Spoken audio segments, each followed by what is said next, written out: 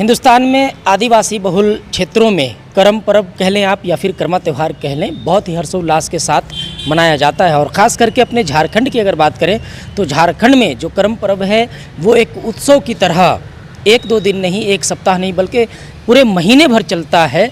और यहाँ बड़े पैमाने पर जो है करम महोत्सव का आयोजन होता है, करम पूर्व संध्या कार्यक्रम का आयोजन होता है और लोग जो है हर्षोल्लास के साथ इस त्यौहार को मनाते हैं।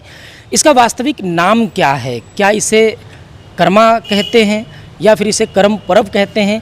इन्हीं तमाम मुद्दों पर बात करने के लिए इस वक्त हमारे साथ में राजी पढ़ा सरना प्रार्थना सभा लोहरदगा जिला के जो आदिवासी धर्म गुरु हैं फुलकेश्वर उरांव जी हमारे साथ में इस वक्त मौजूद हैं। उनसे हम बात करेंगे इन्हीं तमाम विषयों पर।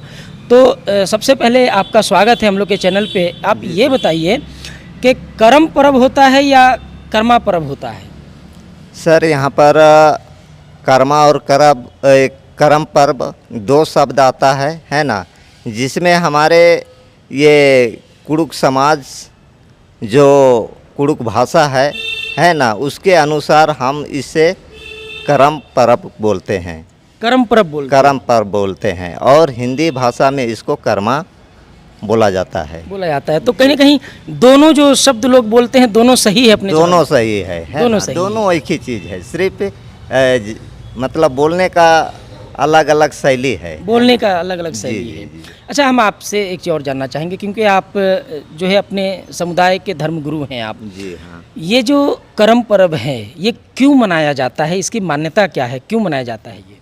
एक करम पर्व जो है ना, ये शांति का प्रतीक माना गया है ना, और ये शांति का प्रतीक है जिससे हम लोग ये भादो शुक्ल पक्ष एकादशी के दिन में है ना, इसे हम लोग ये करम पेड़ का डाली को काट के लाके है ना, हम लोग पूरे गांव के लोग माँ बहन भाई पिता सभी मिलजुल के है ना बहुत हर्ष उल्लास के साथ हम लोग इसको मनाते हैं, जिसमें हमारे ये गांव ही नहीं बल्कि पूरे देश के लिए हम लोग शांति का कामना करते हैं और इस पर्व को मनाते हैं। तो जैसे आप कहे कि ये एक शांति का और सौहार्द का प्रतीक है इसलिए इसको मनाया जाता है। लेकिन आदिवासी समुदाय में इसकी मान्यता क्या है? कब से ये त्यौहार मनाना शुरू हुआ, कुछ उस पर बताएं। ये त्यौहार सर देखिए, जब मानव जाति का उत्पत्ति हुआ तब से ये प्रकृति का पर्व कर्मा को मनाते आ रहे हैं हमारे पूर्वज लोग पुरखा लोग, और आज तक उसको विस्तार रूप से सिर्फ हमारे झारखंड ही नहीं पूरे भारत में, इसके अलावे आपका नेपाल हुआ, बांग्लादेश हुआ, ऐसे विदेश में भी लोग इसको मना रहे हैं। अच्छा, जैसे हिंदुस्तान के बाहर, भारत देश के बाहर भी जो लोग हैं, जो आदिवासी समुदाय के लोग हैं वो मनाते हैं? जी हाँ। अच्छा, तो एक चीज़ और आपसे जानना चाहेंगे, ये जो करम पर्व में जैसे कर्मा पेड़ के डाली की पूजा होती है जी, इसकी क्या मान्यता है? डाली की जो पूजा होती है उसकी क्या मान्यता? कर्मा पेड़ का जो डाली है इसका खास करके मान्यता जो है ना, जो कि हमारे पुरखों ने बताया है कि ये कर्मा पेड़ एक ऐसा है जिसमें ऑक्सीजन का भरपूर मात्रा है, जिससे हम सभी जीव प्राणियों को ऑक्सीजन मिलता है। और हमें सभी को पता है ऑक्सीजन के बिना किसी जीव जंतु का जीना संभव नहीं है।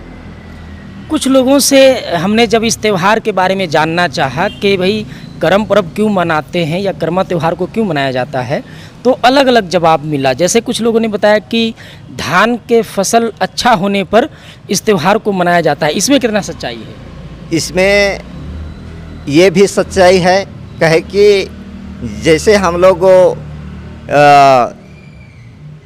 सावन भादों के महीना में जब रोपाई करते हैं, इसके बाद वहाँ बहुत सारा ऐसा कीड़ा लग जाता है जो कि फसल को नुकसान करने लगता है।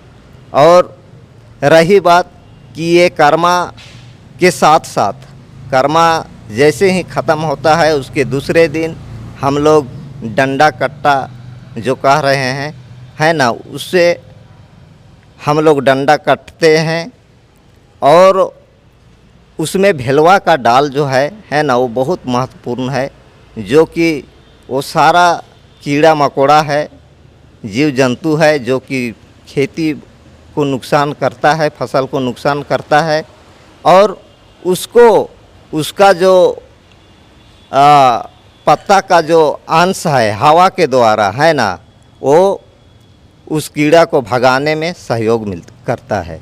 तो ये जैसे आप डंडा कट्टा बोले, तो ये डंडा कट्टा क्या है? ये डंडा कट्टा हमारे समाज में कोई भी शुभ काम करने के बाद है ना, इस डंडा कट्टा को महत्वपूर्ण दिया है।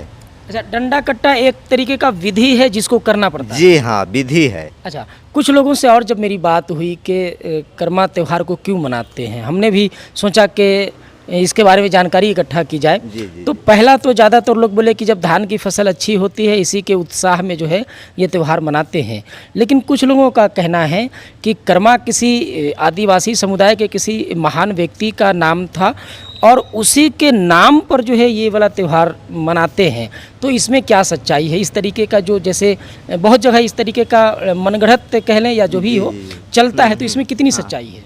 इसमें भी सच्चाई है, नहीं है सो बात नहीं है। कहे कि कोई भी पर्व त्यौहार हो या वैसे चीज़ को हम लोग त्यौहार के रूप में जो मनाते हैं है ना, तो निश्चित रूप में उसके पीछे कहीं ना कहीं किसी तरह का कोई घटना या उसका उद्देश्य छुपा है ना, तभी हम लोग उस पर्व को मनाते हैं। इस त्यौहार को मनाने का जो विधि है, मेन विधि, वो क्या है? कैसे मनाते हैं? क्या इसमें नृत्य आवश्यक है कि नृत्य ही करना है, या फिर जैसे जो पूजा पाठ है वो विधि, क्या क्या इसमें विधि अपनाई जाती है? इसमें दोनों चीज़ अपनाई जाती है, ये नृत्य भी और पूजा पाठ भी। नृत्य और पूजा पाठ दोनों हाँ, दोनों की धार्मिक मान्यता बराबर है? जी एकदम बिल्कुल है ना। कहे कि हमारे आदिवासी समाज में जहाँ तक देखा गया है कि आज तक किसी भी पर्व है ना बिना नृत्य के वो पूरा नहीं हुआ है ना। हर पूजा पाठ या हर पर्व त्यौहार में नृत्य मायने रखता है, मतलब नृत्य करना ही करना है। अच्छा, दूसरा सवाल आपसे है कि जो कर्म का जो डाली होता है, तो हमने बहुत लोगों को देखा है कि अगर वो स्कूटी चला रहे हैं तो स्कूटी में जहाँ पे वो पाँव रखते हैं वहीं पे उस डाली को रख करके लेकर के जाते हैं बाज़ार से ख़रीद करके। ये हमने देखा है, बहुत जगह देखा है। तो क्या जो कर्म डाली का जिसका पूजा भी होता है, उसको जो लोग स्कूटी में लेके जाते हैं पाँव के पास रख करके, वो लेके जाना उचित है या फिर उसको कैसे देखते हैं? वो बिल्कुल उचित नहीं है ना। वो कहे कि ये आस्था का चीज़ है, इसलिए उसको हमेशा मतलब सुरक्षा हमें देना चाहिए। अगर वैसे कर रहे हैं तो फिर उसको मतलब मैं कहना चाहूँगा कि उसे वो इस तरह का नहीं करे। तो आप जो है आदिवासी धर्मगुरु फुलकेश्वर जी को इस वक्त सुन रहे हैं और इनका भी कहना है कि जो कर्म डाली जो आप बाज़ार से ख़रीद करके लेके जाते हैं, मैंने खुद कई लोगों को देखा है कि स्कूटी में जा रहे हैं तो पाँव के पास जहां वो अपना पाँव रखते हैं वहां पे उस कर्म डाली को रख करके लेकर के जाते हैं। और आपने अभी धर्मगुरु को भी सुना कि वहाँ पे रख करके नहीं लेकर के जाएँ, क्योंकि वो आस्था की चीज़ है और वो पूजा पाठ की एक सामग्री है। जी सर, जैसे आप कर्म का डाली जो बाज़ार से लेके जा रहे हैं बोले है ना, लेकिन हमको नहीं लगता है कि वो कर्म का डाली है ना। उससे हम भेलवा के नाम से जानते हैं। अच्छा, वो जो है वो भेलवा का भेलवा है, वो कर्म का डाली नहीं है। कर्म का डाली नहीं? नहीं। लेकिन बाजार में वो भेलवा डाली नाम से बिकता है या कर्म डाली नाम से? वो भेलवा डाली के नाम से बिकता है। अच्छा, तो वो भेलवा डाली का क्या उसकी क्या मान्यता है कर्म त्यौहार में? जी वो कर्म त्यौहार हो किसी या तो किसी भी शुभ कार्य हो है ना, उस पर वो डंडा कट्टा करने का वो काम में आते हैं। अच्छा, हमने देखा है कि कर्म जब पर्व ख़त्म हो जाता है उसके बाद धान के खेत में भी उस जी, तरीके का डाली रहता जी, है, जी, तो जी, उसकी डाली, उसके हाँ। पीछे का क्या ये है? उसका पीछे का उद्देश्य यही है ना, कि हमारा फसल में जितना जो कीड़ा हो, मकोड़ा हो, जीव जंतु हो, है ना, वो हमारे फसल को नुकसान यदि कर रहे हैं, है ना, तो उसमें उसका काफ़ी वो डाली का सहयोग होता है ना, जो कि हवा के द्वारा, है ना, जितना कीड़ा है उसके उस हवा से, है ना, वो मतलब दरकिनार हो जाता है। तो इसीलिए कहा गया है कि जो आदिवासी है वो प्राकृतिक के सच्चे रक्षक हैं, जल जंगल ज़मीन के ये सच्चे रक्षक हैं। और आप देख लीजिए, आज तो खैर साइंस ने तरक्की कर लिया है, लेकिन जब साइंस तरक्की नहीं किया था उस दौरान भी कहीं ना कहीं ये जो करम डाली या भेलवा डाली जो कहते हैं, जिसको करम त्यौहार के बाद खेतों में लगाया जाता है, तो आप धर्मगुरु से सुन रहे हैं कि वो कीड़ा को मारने का काम करता है और फसल की पैदावार अच्छी होती है। समाज के लोगों को आप क्या संदेश देना चाहेंगे इस त्यौहार को लेकर के, कैसे मनाएं, क्या संदेश देना चाहेंगे? जी हाँ, ये जब भी एक पर्व त्यौहार आता है ना, तो सभी के लिए खुशी, उत्साह, मेल प्रेम, भाईचारगी का संदेश लेके आता है। और रही बात कि यदि हम इस कर्म पर्व को आगे ले जाने की बात है, तो मैं कहना चाहूँगा कि हमारे समाज ही नहीं बल्कि पूरे देशवासियों को,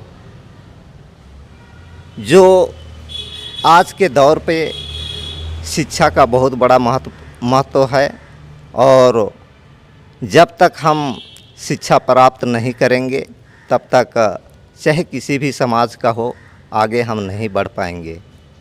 इसीलिए मेरा इस त्यौहार को लेके यही एक संदेश देना चाहता हूँ।